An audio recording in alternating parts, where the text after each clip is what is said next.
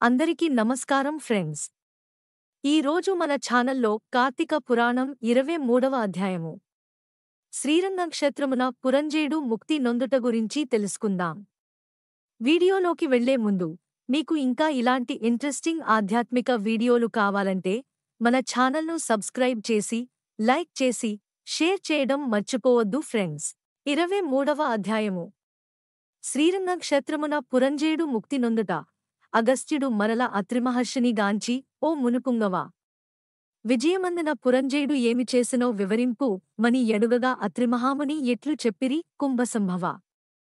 పురంజేయుడు కార్తీక వ్రతాచరణ ప్రభావమున అసమాన బలోపేతుడై అగ్నిశేషము, శత్రుశేషము ఉండకూడదని తెలిసి తన శత్రురాజుల నందరినీ ఓడించి నిరాటంకముగా తన రాజ్యమును ఏలుచుండెను.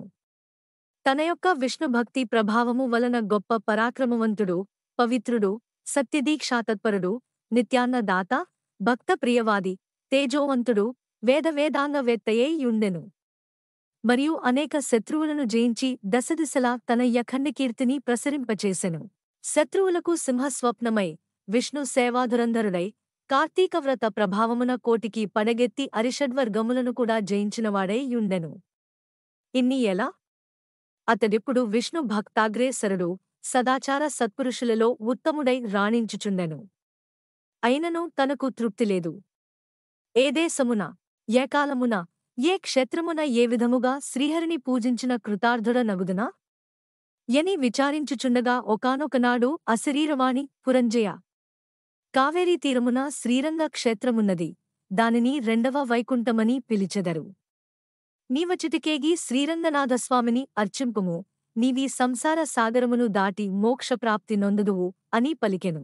అంతట పురంజేయుడు ఆ యశరీరవాణి వాక్యములు విని రాజ్యభారమును మంత్రులకు అప్పగించి సపరివారముగా బయలుదేరి మార్గమధ్యముననున్న పుణ్యక్షేత్రములను దర్శించుచు, ఆయా దేవతలను సేవించుచు, పుణ్యనదులలో స్నానము చేయుచు శ్రీరంగమును జేరుకొనెను.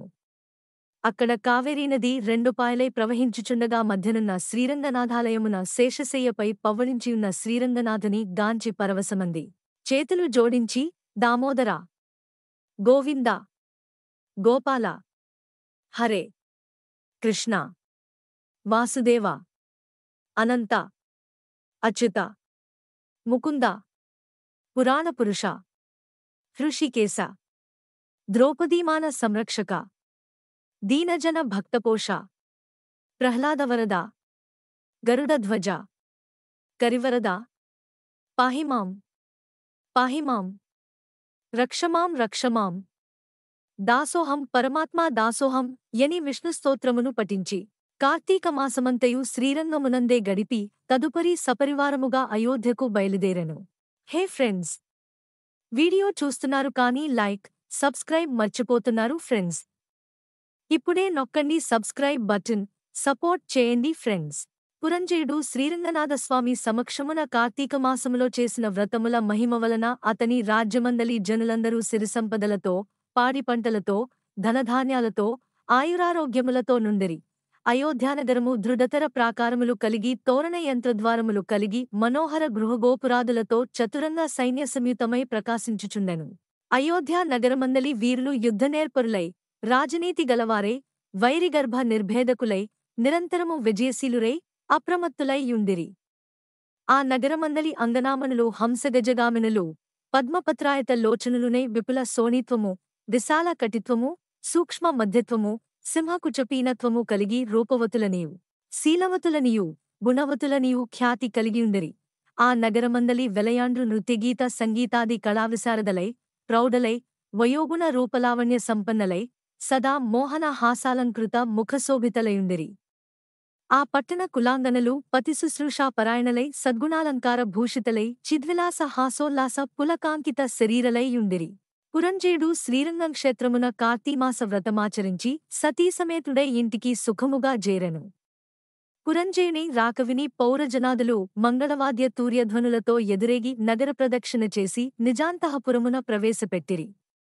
అతడు ధర్మాభిలాషి, దైవభక్తి పరాయణుడై రాజ్యపాలన మొనర్చుచు కొంతకాలము గడిపి వృద్ధాప్యము వచ్చుటచే ఐహిక వాంఛలను వదులుకొని తన కుమారునికి రాజ్యభారము నప్పగించి పట్టాభిషిక్తుని చేసి తాను వానప్రస్థాశ్రమము స్వీకరించి అరణ్యమున కేగెను. అతడా వానప్రస్థాశ్రమమందు కూడా ఏటేటా విధివిధానముగా కార్తీక వ్రతమాచరించుచు క్రమక్రమముగా శరీరముడుగుటచే మరణించి వైకుంఠమునకు పోయెను.